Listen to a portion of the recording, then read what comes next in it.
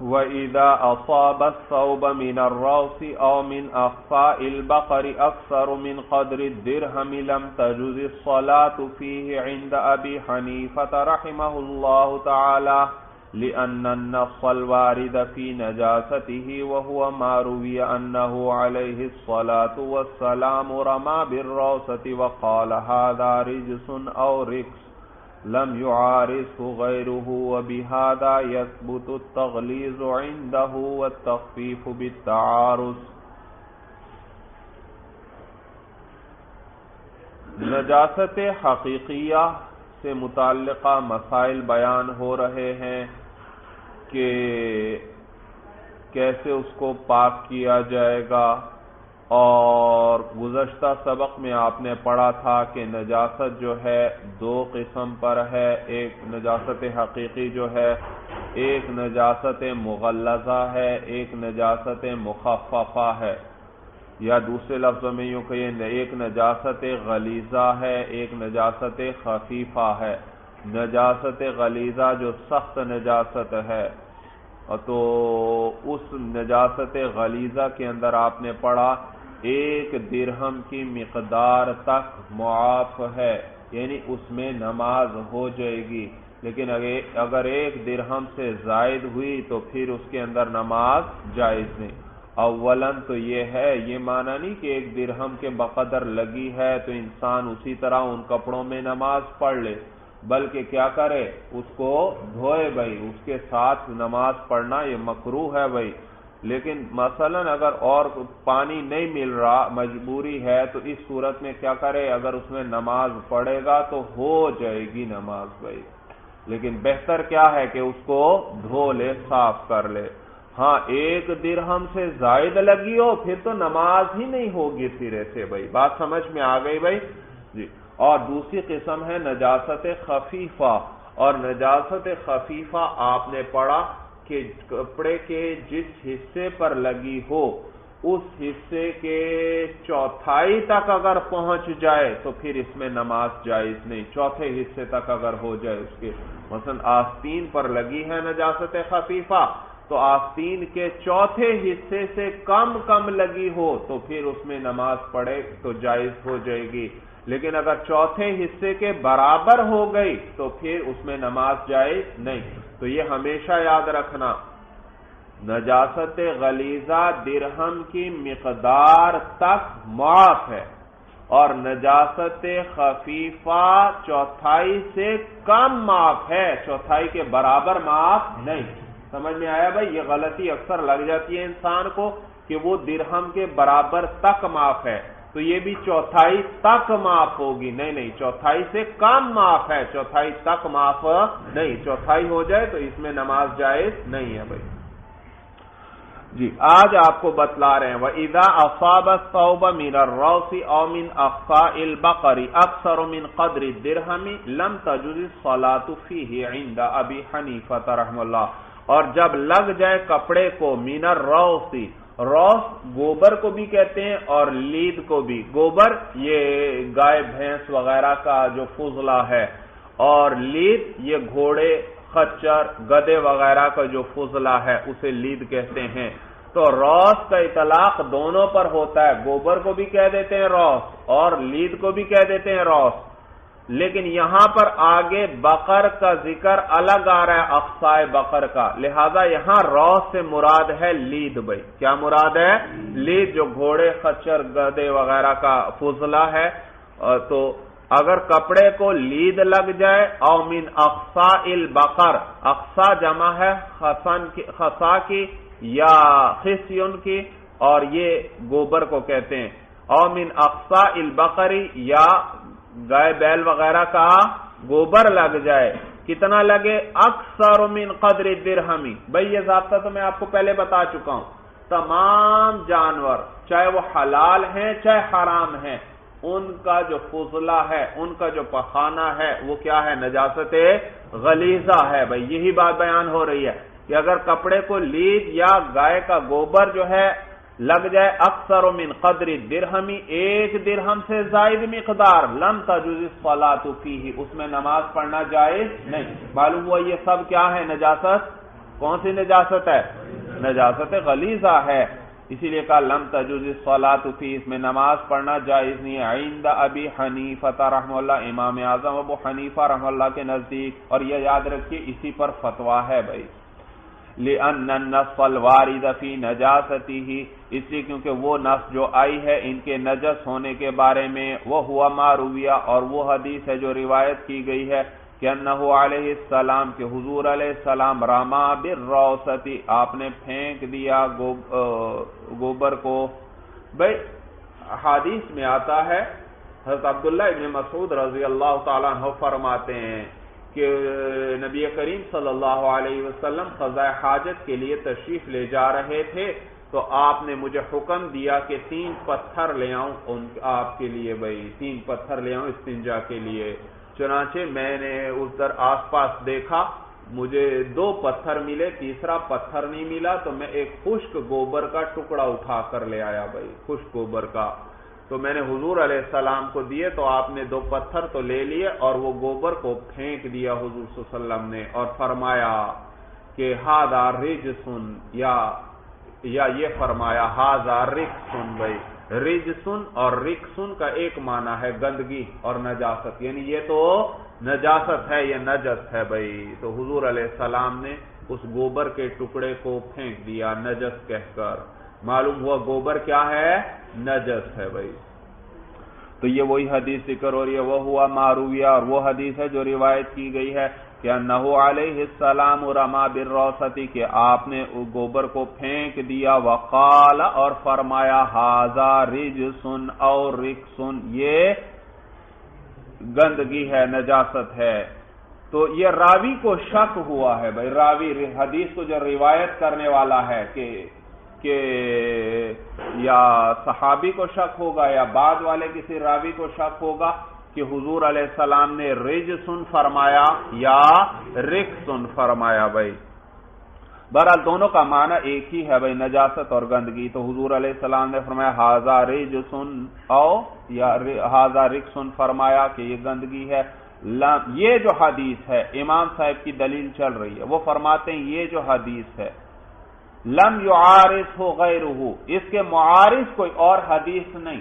اس حدیث سے پتہ چل رہا ہے کہ گوبر نجس ہے، اور کوئی حدیث نہیں جس سے کیا پتہ چلے کہ گوبر پاک ہے. اگر 2 نصوص آتی اور ان میں تعارض ہوتا، ایک سے گوبر کے نجس ہونے کا پتہ چلتا، دوسرا کس چیز پر ہوتی کہ گوبر پاک، تو نصوص میں تعارض آئے تو امام صاحب کا ضابطہ کیا ہے؟ نجاست کا مخففہ ہونا کس سے ثابت ہوتا ہے؟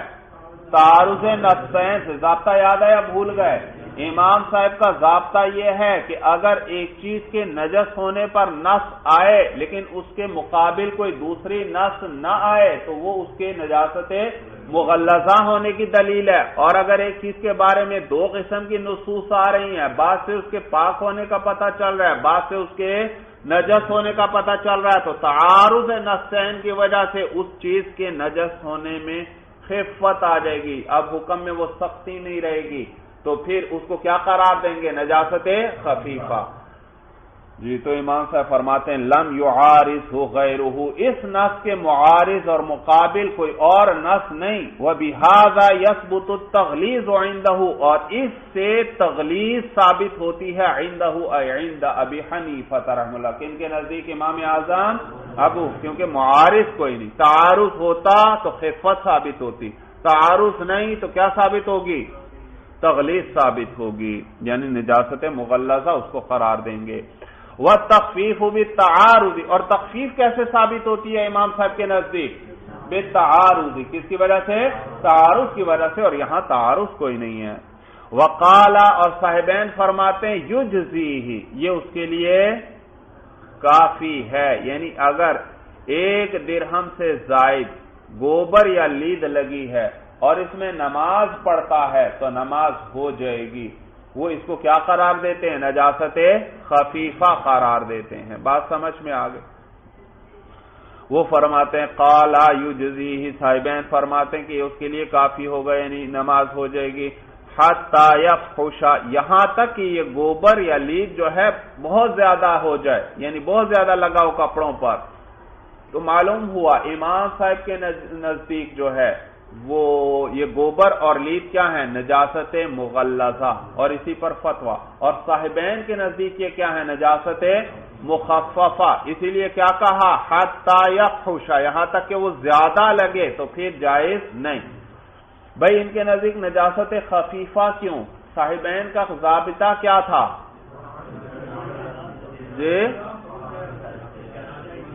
جس میں اجتہاد کی گنجائش ہو، یعنی فقہا دونوں طرف گئے ہوں، بعضوں نے اس کو نجس قرار دیا ہو تو بعضوں نے اس کو پاک قرار دیا ہو، تو پھر اس صورت میں پھر اس میں حکم میں کمی آ جائے گی. یہ ضابطہ ذکر کرنے لگے لِأَنَّ لِلْاجْتِهَادِ فِيهِ مَسَاغًا، اس لیے کیونکہ اجتہاد کو اس کے اندر مساغن گنجائش ہے، اس میں اجتہاد کی گنجائش ہے. وَبِهَذَا يَثْبُتُ التَّخْفِيفُ عِندَهُمَا، اور اس سے تخفیف ثابت ہوتی ہے صاحبین کے نزدیک. بھائی ضابطہ سمجھ میں آ گیا بھائی؟ چنانچہ امام مالک رحمہ اللہ، دیکھیے آپ کے حاشیے میں انہوں نے دیا ہوا ہے، امام مالک رحمہ اللہ فرماتے ہیں کہ یہ گوبر لید وغیرہ کیا ہیں؟ پاک ہیں بھائی، پاک ہیں بھائی. اور اسی طرح ابن ابی لیلہ بھائی یہ بھی بہت بڑے فقیہ گزرے ہیں بھائی رحمہم اللہ تعالی. لِأَنَّ لِلْاجْتِهَادِ فِيهِ مَسَاغًا، اس لیے کیونکہ اس کے اندر اجتہاد کی گنجائش ہے. وَبِهَذَا يَثْبُتُ التَّخْفِيفُ عِندَهُمَا، اور اس کی وجہ سے یعنی جہاں اجتہاد کی گنجائش ہوتی ہے اس کی وجہ سے تخفیف ثابت ہوتی ہے صاحبین کے نزدیک. یہ صاحبین کی دلیل. دوسری دلیل صاحبین کی وَلِأَنَّ فِيهِ ضَرُورَةً، اور نیز اس لیے کیونکہ گوبر اور لید وغیرہ میں ضرورت بھی ہے. لِامْتِلَاءِ الطُّرُقِ بِهَا، امتلاء کا معنی بھرا ہونا، طرق جمع ہے طریق کی، راستے کو کہتے ہیں. اس وجہ سے کہ راستے ان سے بھرے ہوتے ہیں، یہ گوبر لید وغیرہ راستوں میں بکثرت ہوتی ہے. آج کل تو گاڑیاں آ گئی بھائی، سمجھ میں آیا بھائی؟ قدیم زمانے میں تو انہی جانوروں کو سواری کے لیے سامان وغیرہ کے لیے استعمال کیا جاتا تھا. تو ان کی کیا ہے؟ یہ گوبر اور لید وغیرہ کی راستوں میں کثیر ہوتے ہیں، یعنی راستے سے بھرے ہوتے ہیں. وَهِيَ مُؤَثِّرَةٌ فِي التَّخْفِيفِ، یہ ضمیر راجع ضرورت کو. دلیل کیا چل رہی ہے؟ کیونکہ ان میں دوسری دلیل صاحبین کی، کیونکہ ان میں ضرورت ہے اس وجہ سے کہ ان سے راستے بھرے ہوتے ہیں. وَهِيَ مُؤَثِّرَةٌ فِي التَّخْفِيفِ، اور ضرورت مؤثر ہے تخفیف کے اندر. ضرورت کی وجہ سے کسی چیز کے حکم میں وہ سختی نہیں رہتی بلکہ حکم میں نرمی آ جاتی ہے. تو ضرورت مؤثر ہے تخفیف کے اندر بھائی، لہذا یہ ان کو نجاست غلیظہ نہیں قرار دیا جائے گا بلکہ کیا قرار دیا جائے گا؟ نجاست خفیفہ. یہ ان کی دلیل تھی. بخلاف بول الحمار، بخلاف کس کے؟ گدے کے پیشاب کے. گدے کے پیشاب. بھائی یہ ایک اعتراض کا جواب دے رہے ہیں. اشکال یہ کہ جہاں گزشتہ سبق کے اندر بھائی نجاست غلیظہ کا بیان شروع ہوا تھا وہاں مثالیں آئی تھی کدمی والبول والخمر وقرء الدجاج وبول الحمار. گدے کا پیشاب وہ کیا ہے؟ نجاست غلیظہ قرار دیا تھا صاحبین نے بھی اور امام صاحب نے بھی. تو سوال پیدا ہوتا ہے کہ گوبر اور لید کے اندر جس طرح ضرورت ہے گدے وغیرہ کے پیشاب میں بھی تو ضرورت ہے. سواری اور سامان کے لیے زیادہ لوگ کیا استعمال کرتے ہیں؟ گدے استعمال کرتے ہیں. اور جیسے وہ راستے میں لید کر دیتے ہیں اسی طرح پیشاب بھی کر دیتے ہیں. تو اس میں بھی ضرورت ہوتی. تو اس کو آپ نے نجاست خفیفہ کیوں نہیں قرار دیا؟ اس کو تو آپ نے نجاست غلیظہ قرار دیا. تو اس کا جواب دے رہے ہیں، کہتے ہیں بخلاف بول الحمار، بخلاف گدے کے پیشاب کے. لأن الارض تنشفه، اس لیے کیونکہ زمین اس کو جذب کر لے گی. زمین اس کو گدے کے وہ فرماتے ہیں صاحبین کہ گدے کے پیشاب میں نہیں ضرورت کیونکہ لید تو پڑی رہے گی لیکن پیشاب تو کیا ہے؟ وہ تو چند منٹ میں زمین جذب کر لے گی لہذا اس میں ضرورت نہیں. البتہ گوبر اور لید وغیرہ میں ضرورت ہے تو وہ نجاست مخففہ ہوں گے بھائی.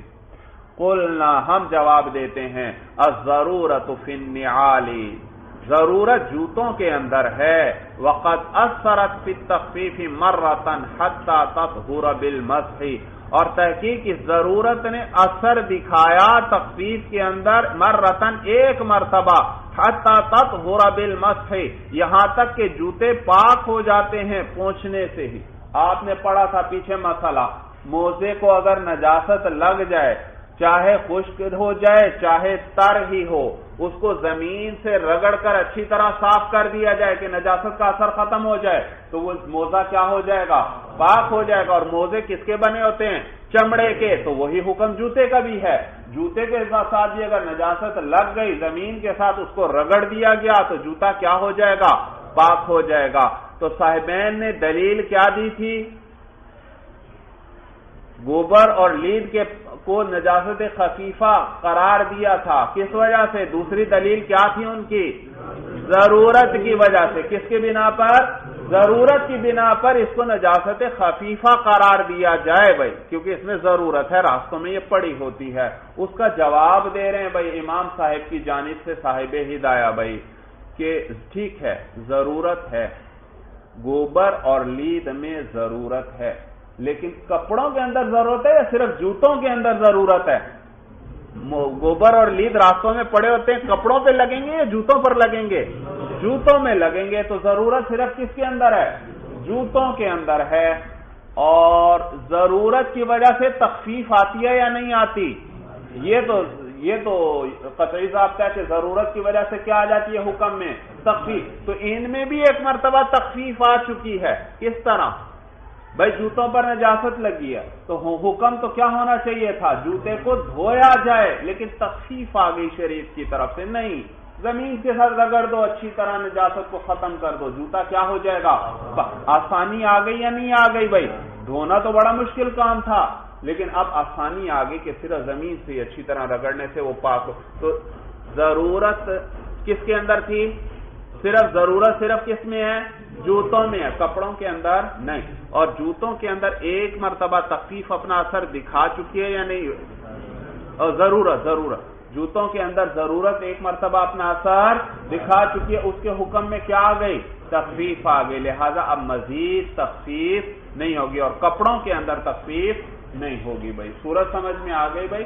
تو یہ جوتوں کے اندر تخفیف آئے گی. اور متن میں تو جو مسئلہ ذکر ہو رہا ہے وہ کپڑے پر اگر گوبر وغیرہ لگ جائے وہ ذکر ہو رہا ہے. تو جواب دینے قلنا، ہم کہتے ہیں الضرورت فی النعال، ضرورت جوتوں کے اندر ہے. وقد اثرت فی التخفیف مرتن، اور تحقیق اس ضرورت نے اثر دکھا دیا تخفیف کے اندر ایک مرتبہ، حتی تطہر بالمسح، یہاں تک کہ جوتے پاک ہو جاتے ہیں پہنچنے سے. فتکفی مؤنتہا، فتکفی مؤنتہا، فتکفی کے اندر ضمیر راجع ہے ضرورت کو، پس ضرورت کافی ہو گئی، پس ضرورت کافی ہو جائے گی. مؤنتہا، مؤنت یا معونت یہ کہتے ہیں مشقت کو، اور یہ ہا ضمیر جو ساتھ معونت کے ساتھ ملی ہوئی ہے یہ نعال کو راجع کریں بھائی. کس کو؟ نعال.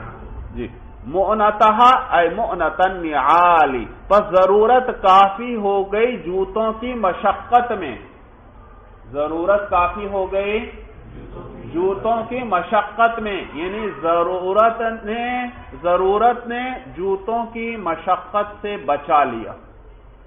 ضرورت نے جوتوں کی مشقت میں کافی ہو گئی. کیا معنی ضرورت میں کافی ہو گئی؟ اس کی مشقت میں کافی ہو گئی، اس کے اندر مشقت سے بچا لیا. مشقت سے کیا بچایا ضرورت نے؟ ہاں، دھونے کے بجائے پہنچنے سے ہی کیا ہو جاتے ہیں؟ جوتے پاک ہو جاتے ہیں.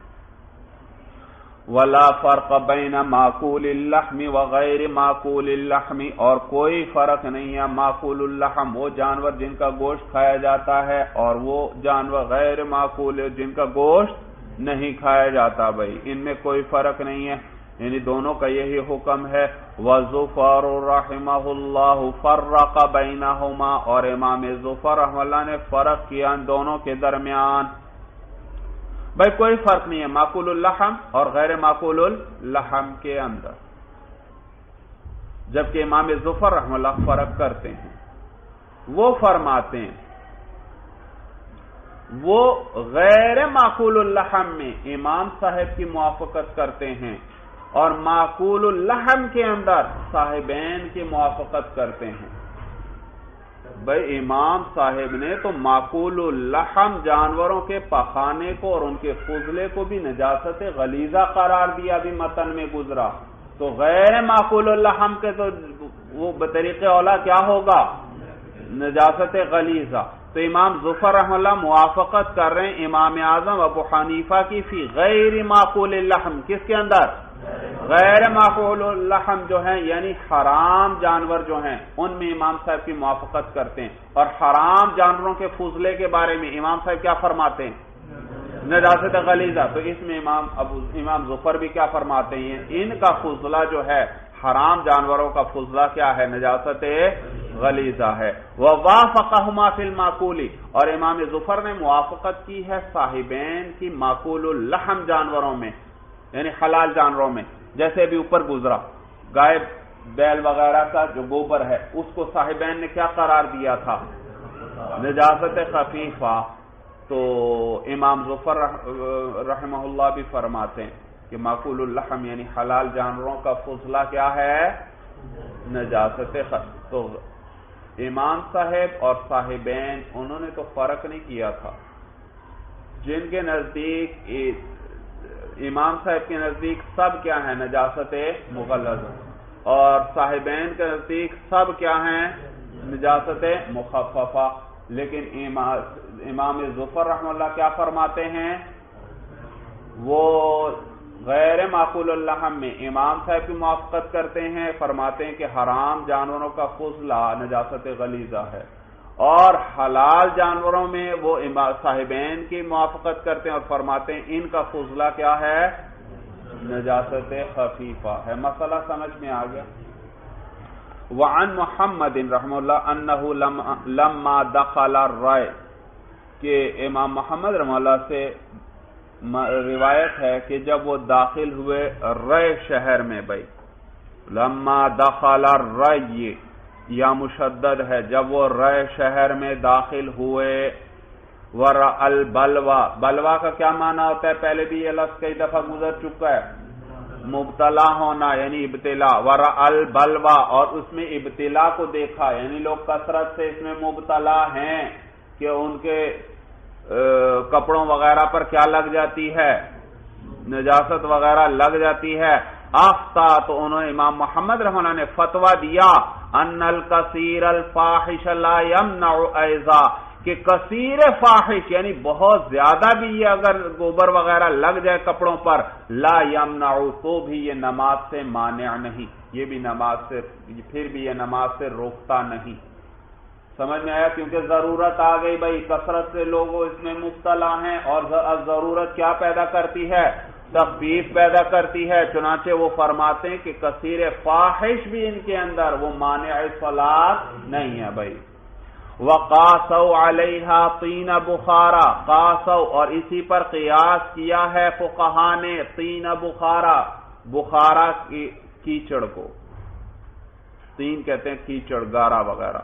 بخارا علاقے کا جو بخارا علاقے کا جو گارا ہے اس کو بھی فقہا نے اسی پر قیاس کیا ہے. وہاں بھی یہ مٹی وغیرہ میں یہ گوبر وغیرہ بہت زیادہ ہوگا اور تو ہر جگہ گوبر پڑا ہے تو جو کیچڑ وغیرہ بنے گی اس میں بھی گوبر ہوگا.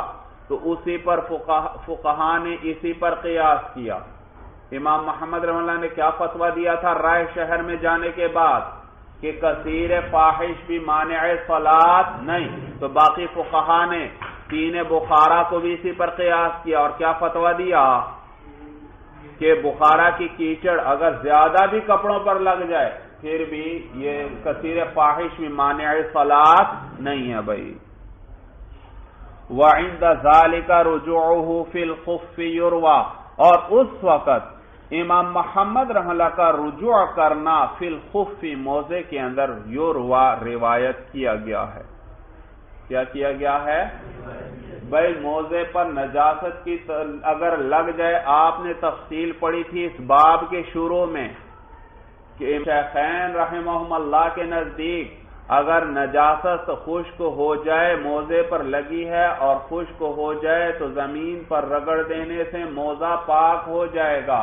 وہیں پر امام محمد رحمہ اللہ کے قول بھی آیا تھا، وہ فرماتے نہیں پاک نہیں ہوگا۔ منی کے اندر وہ فرماتے تھے اس کا مسئلہ ذرا الگ ہے، اور اس کی تفصیل بھی اگرچہ ہم پڑھ چکے ہیں۔ وہاں آیا تھا کہ منی کا مسئلہ ذرا مختلف ہے، باقی چیزیں، باقی کوئی نجاست جسم والی یعنی گاڑی نجاست موزے کو لگ جائے تو اس کا کچھ حصہ موزے میں جذب ہو جائے گا۔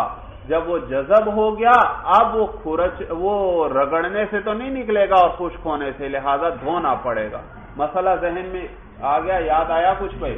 تو اس وقت تو ان کا فتویٰ پہلے یہی تھا کہ موزے پر گاڑی نجاست لگ جائے تو صرف زمین پر رگڑنے سے وہ پاک نہیں، لیکن پھر اس وقت جب انہوں نے اتنا کثرت سے لوگوں کا ابتلا دیکھا اس کے اندر تو کیا فتویٰ دیا؟ کیا کیا؟ اس موزے کے مسئلے میں بھی اس سابقہ قول سے رجوع کر لیا بھائی۔ یہ معنی وعند ذالک رجوعہ فی الخف یروى، اور اس وقت امام محمد رحمہ اللہ کا رجوع کرنا موزے کے اندر یروى، یہ روایت کیا گیا کہ آپ نے اس موقع پر اس سے رجوع فرما لیا تھا۔ وَإِنْ أَصَابَهُ بَوْلُ الْفَرَسِ لَمْ يُفْسِدْهُ، اور اگر کپڑے کو لگ جائے بول الفرس، گھوڑے کا پیشاب، میں نے مسئلہ بتلا دیا تھا گھوڑے کا پیشاب کیا ہے؟ نجاست خفیفہ ہے بھائی، نجاست خفیف۔ وَإِنْ أَصَابَهُ بَوْلُ الْفَرَسِ، اور اگر کپڑوں کو گھوڑے کا پیشاب لگ جائے لم يفسدhu، تو یہ کپڑوں کو فاسد نہیں کرے گا، حَتَّى يَفْحُشَ، یہاں تک کہ وہ کثیر ہو جائے، بہت زیادہ ہو جائے۔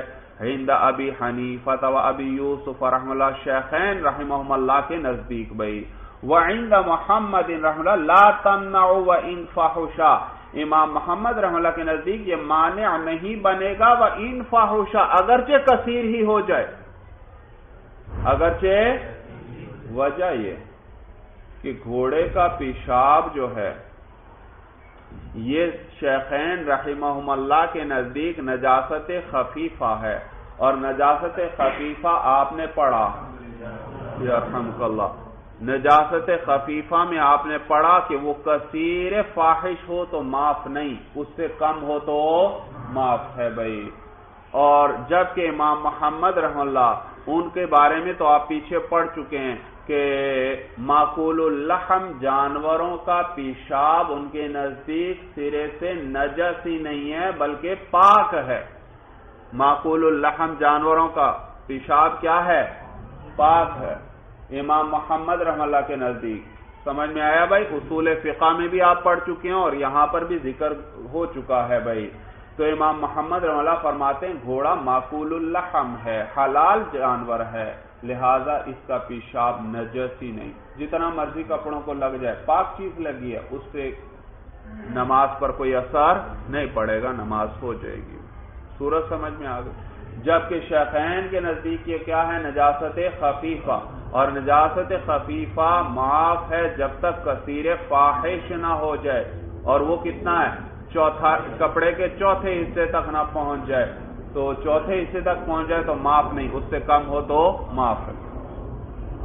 دیکھیے اب یہی دلیلیں ذکر کریں، لِأَنَّ بَوْلَ مَا يُؤْكَلُ لَحْمُهُ طَاهِرٌ عِندَهُ، اس لیے کیونکہ پیشاب اس جانور کا جس کا گوشت کھایا جاتا ہو، طاہر عندہ، یہ پاک ہے محمد رحمہ اللہ کے نزدیک، مخفف نجاستہ عند ابی یوسف رحمہ اللہ، اور اس کی نجاست مخفف ہے یعنی خفیفہ ہے، کن کے نزدیک؟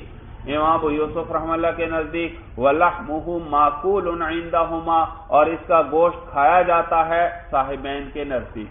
صاحبین کے نزدیک گھوڑا کیا ہے؟ معقول اللحم ہے، یہ حلال جانور ہے، حلال جانور ہے۔ سمجھ میں آیا؟ تو یہاں پر ذبح وغیرہ نہیں کرتے بھائی، آپ پاکستان میں دیکھتے ہیں یہاں ذبح وغیرہ نہیں کرتے، حالانکہ اور دنیا کے بعض جگہ ہیں وہاں پر احناف ہیں اور وہ اس کو ذبح بھی کرتے ہیں بھائی، سمجھ میں؟ تو یہ حلال ہے بھائی۔ وَأَمَّا عِنْدَ أَبِي حَنِيفَةَ رحمہ اللہ فَالتَّخْفِيفُ لِتَعَارُضِ الْآثَارِ، اور امام صاحب کے نزدیک اس کی تخفیف جو ہے لِتَعَارُضِ الْآثَارِ، کس وجہ سے ہے؟ آثار میں جمع ہے اثر کی، اور اثر بھی نام ہے ایک حدیث کا بھائی، حدیث کے میں نے بتایا تھا 4 نام ہیں، حدیث، خبر، اثر اور سنت بھائی. تو اس کے بارے میں تعارض ہے آثار میں یعنی احادیث میں، اور احادیث میں تعارض آ جائے تو اس سے کیا پتہ چلتا ہے؟ تخفیف کا پتہ چلتا ہے. لہذا اس کی نجاست غلیظہ نہیں بلکہ نجاست خفیفہ ہے امام صاحب کے نزدیک. سمجھ میں آیا بھائی؟ تو امام صاحب البتہ گھوڑے کو گوشت جو ہے اس کو مکروہ قرار دیتے ہیں، لیکن مکروہ یعنی مکروہ تحریمی، فقہ کی کتابوں میں جب مطلق کراہت کا ذکر آئے تو مراد کراہت تحریمی ہوتی ہے بھائی. تو امام صاحب کے نزدیک اگر مکروہ تحریمی ہے لیکن اس وجہ سے نہیں مکروہ کہ گھوڑے کا گوشت نجس ہے ان کے نزدیک، بلکہ اس لیے کہ یہ آلہ جہاد ہے بھائی، اگر اس کو لوگ ذبح کرنا شروع کر دیں گے پھر تو یہ کم ہو جائے گا، اس لیے انہوں نے کیا قرار دیا ہے؟ مکروہ قرار. تو نجس ہونے کی وجہ سے مکروہ قرار نہیں دیا. حقیقت کے اعتبار سے ان کے نزدیک بھی یہ معقول اللحم ہے، اس کا گوشت جائز ہے بھائی. سمجھ میں؟ تعارض آثار کیا ہے بھائی؟ ایک تو وہ حدیث عرانیین ہے جس میں معقول اللحم جانور جو تھے یعنی اونٹنیوں کا دودھ اور پیشاب پینے کا حکم دیا اہل عرینہ کو حضور صلی اللہ علیہ وسلم نے. اور دوسری حدیث وہ کیا ہے؟ حدیث میں آتا ہے استنزہوا من البول کہ تم لوگ پیشاب سے بچو، کیونکہ اکثر عام طور پر عذاب قبر اسی کی وجہ سے ہوتا ہے. تو یہاں ان 2 حدیثوں میں تعارض آیا اور اس کی وجہ سے حکم میں تخفیف آ گئی. وَإِنْ أَصَابَهُ قُرْءُ مَا لَا يُؤْكَلُ لَحْمُهُ مِنَ الطُّيُورِ. بھئی اب ان پرندوں کا ذکر آیا جن کا گوشت نہیں کھایا جاتا. میں حکم پہلے بیان کر چکا ہوں. کیا حکم ہے بھئی ان کی بیٹ کا؟ حرام پرندوں کی بیٹ کیا ہے؟ نجاست خفیفہ ہے، نجاست خفیفہ یہی بتلا رہے. وَإِنْ أَصَابَهُ اور اگر کپڑے کو لگ جائے خُرْءُ مَا لَا يُؤْكَلُ لَحْمُهُ، خُرْء بیٹ کو کہتے ہیں، خُرْءُ مَا لَا يُؤْكَلُ لَحْمُهُ مِنَ الطُّيُورِ پرندوں میں سے جن کا گوشت نہیں کھایا جاتا ان کی بیٹ. اگر کپڑے کو لگ جائے پرندوں میں سے جن کا گوشت نہیں کھایا جاتا ان کی بیٹ، اگر یہ کپڑے کو لگ جائے کتنی لگے؟ اکثر من قدر الدرہم، 1 درہم سے زائد مقدار، اجزأت الصلاۃ فیہ اس میں نماز جائز ہے. 1 درہم سے زائد لگ جائے پھر بھی نماز جائز. معلوم ہوا کہ کون سی نجاست ہے؟ نجاست خفیفہ ہے. عند ابی حنیفہ و ابی یوسف رحمہم اللہ، شیخین رحمہم اللہ کے نزدیک. وقال محمد رحمہ اللہ لا يجوز، امام محمد رحمہ اللہ فرماتے ہیں درہم سے زائد لگ جائے پھر اس میں نماز جائز نہیں. معلوم ہوا ان کے نزدیک کیا ہے؟ نجاست غلیظہ ہے.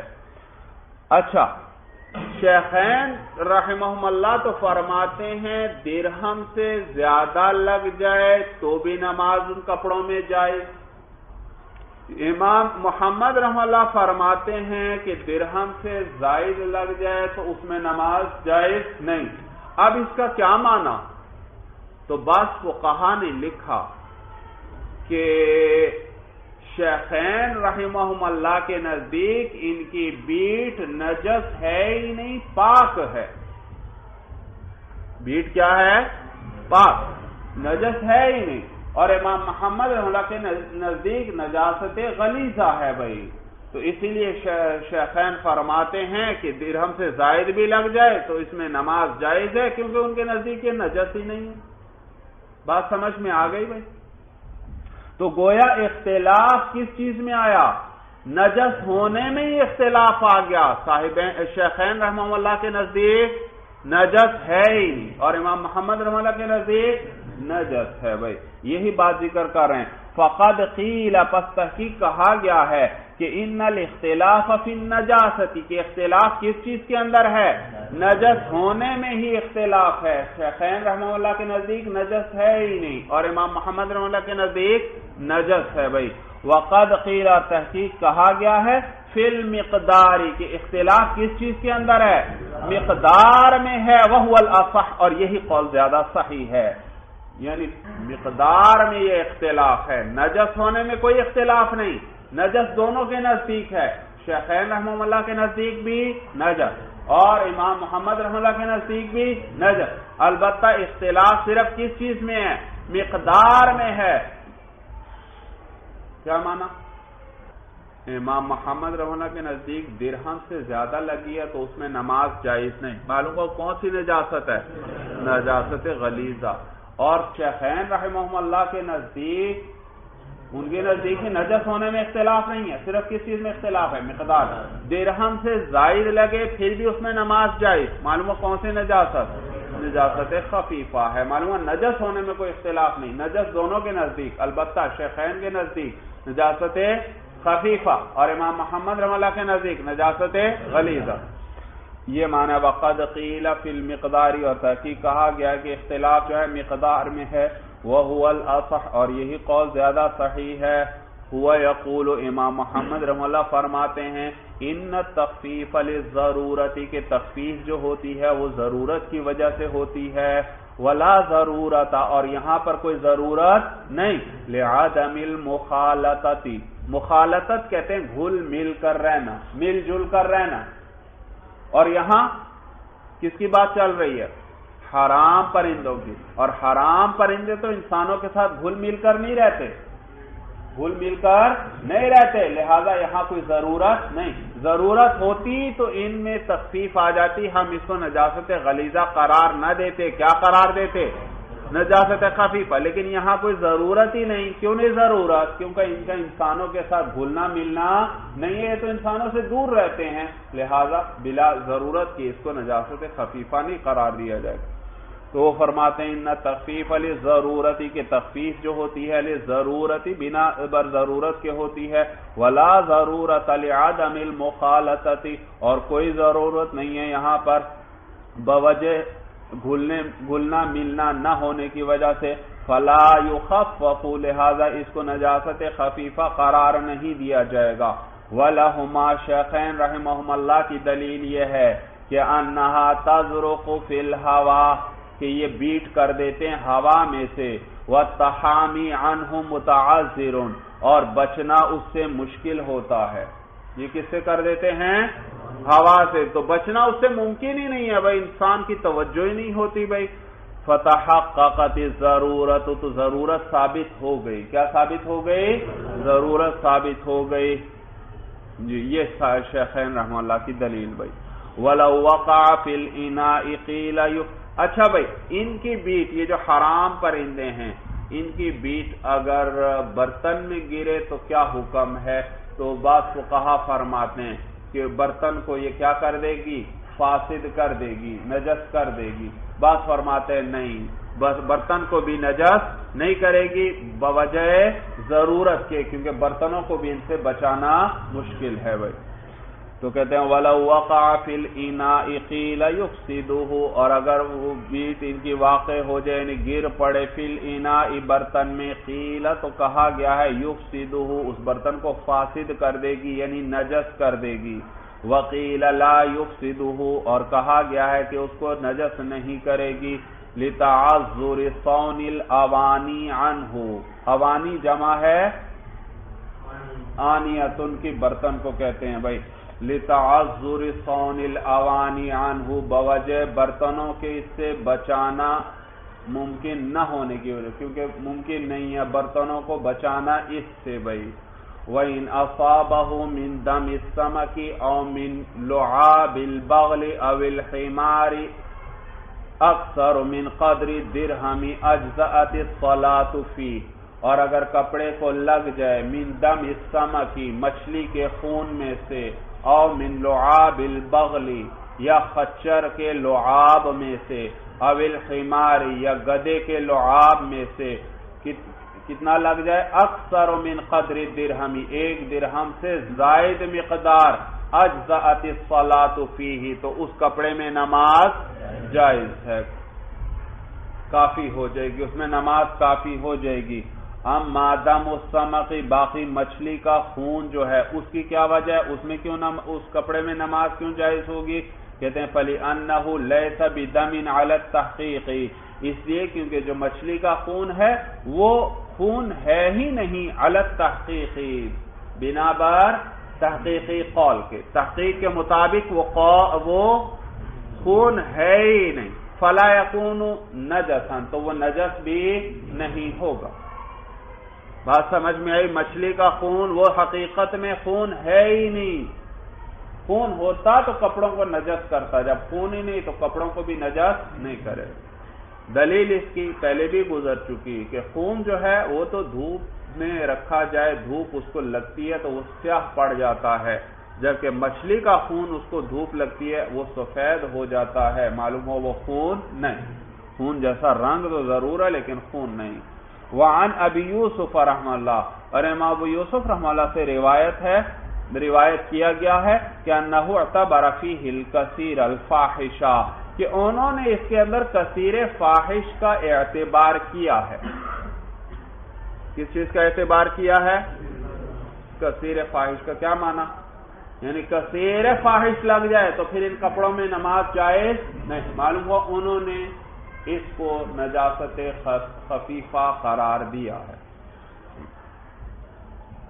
تو انہوں نے اعتبار کیا ہے اس میں کثیر فاحش کا، فاعتبرہ نجسا، تو انہوں نے اس کو اعتبار کیا ہے نجاست بھائی، یعنی اس کو نجاست اعتبار کیا۔ پہلا قول تو کیا تھا؟ یہ خون ہی نہیں ہے، لہذا سرے سے نجاست ہی نہیں ہے۔ دوسرا قول امام ابو یوسف رحمہ اللہ سے روایت ہے کہ اس میں انہوں نے کثیر فاحش کا اعتبار کیا ہے، اس سے کیا پتہ چلا کہ ان کے نزدیک یہ نجس ہے، البتہ نجاست خفیفہ ہے۔ وَأَمَّا لُعَابُ باقی متن میں آیا تھا کہ گدھے یا خچر کا لعاب لگ جائے کپڑوں پر پھر بھی اس میں نماز جائز، اس کی وجہ ذکر کر رہے ہیں، کہتے ہیں وَأَمَّا لُعَابُ الْبَغْلِ وَالْحِمَارِ فَلِأَنَّهُ مَشْكُوكٌ فِيهِ، اور باقی خچر اور گدھے کا جو لعاب ہے بس وہ جو ہے وہ مشکوک ہے بھائی، وہ کیا ہے؟ مشکوک ہے، فَلَا يَتَنَجَّسُ بِهِ الطَّاهِرُ، تو اس سے پاک چیز نجس نہیں ہوگی، وہ تو کیا ہے؟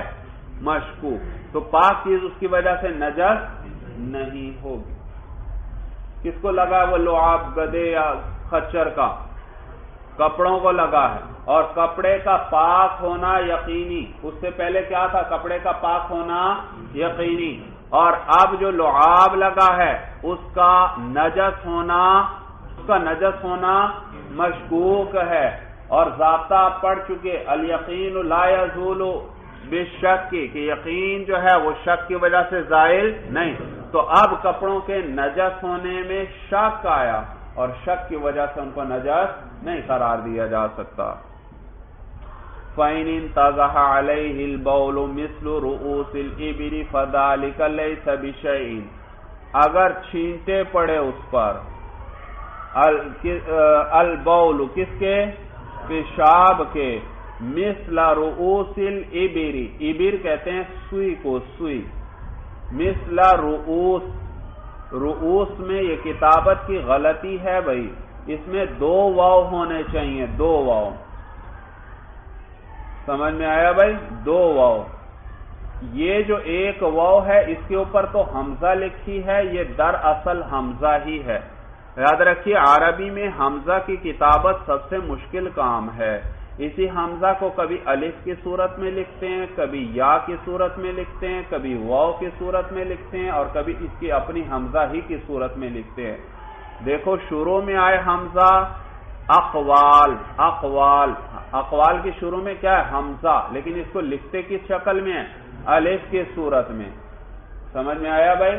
اور اسی طرح کبھی حمزہ کو کس کی صورت میں لکھتے ہیں؟ یا کی صورت میں، شیئن، الف آخر میں ہے، الف سے پہلے کیا ہے؟ حمزہ، یہاں اس کو لکھتے کیسے ہیں؟ شیئن کو دندانے کے اوپر حمزہ لکھتے ہیں یا نہیں لکھتے؟ حالانکہ دندانہ تو یا کے لیے بنایا جاتا ہے، حمزہ تو الگ لکھی جاتی ہے ہمیشہ بھائی، تو یہ دیکھو یا کی صورت میں لکھا، یا اور کوئی مثال دیکھ لیں جس میں حمزہ کو یا کی صورت میں لکھا ہو۔ قرئ، ہاں دیکھو قرئ، قرئ قاف، قرأ سے مجہول کا صیغہ قرئ، قاف دو نقطوں والا، را، اور اس کے بعد آپ کس طرح لکھتے ہیں؟ یا کے اوپر حمزہ لکھتے ہیں. تو یہ حمزہ ہے لیکن کس صورت میں لکھی گئی؟ یا کی صورت میں لکھی گئی. اور کبھی حمزہ کو واو کی صورت میں لکھتے ہیں، جیسے جی یہی دیکھ لیں، یہ رؤوس کا لفظ آیا تو یہ رأسن تھا، اس میں حمزہ کو اب واو کی صورت میں لکھا تو آگے ایک اور واو ہونا چاہیے بھائی. رؤوس، حمزہ کی آواز کو پیش کو میں لمبا کر رہا ہوں یا نہیں کر رہا؟ اگر واو نہ ہوتا تو رؤوس پڑھا جاتا، رؤوس، لیکن ہم واو پڑھ رہے ہیں رؤوس بھائی، تو یہاں ایک اور واو ہونا چاہیے بھائی.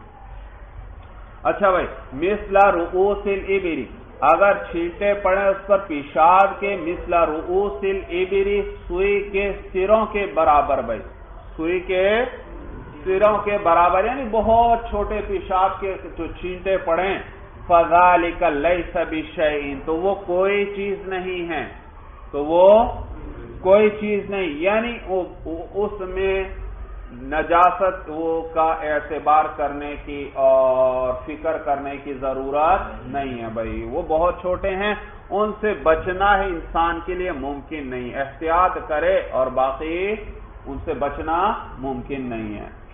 فرماتے ہیں فذالک لیس بشیء، یہ کوئی چیز نہیں، لأنہ لا یستطاع الامتناع عنہ، اس وجہ سے کہ استطاعت نہیں ہے ان سے باز رہنے کی، یعنی بچنے کی، یعنی ان سے بچنے کی کسی کی استطاعت نہیں ہے، کوئی ان سے بچ نہیں سکتا جتنی بھی کوشش کر لے، تو احتیاط البتہ کرے.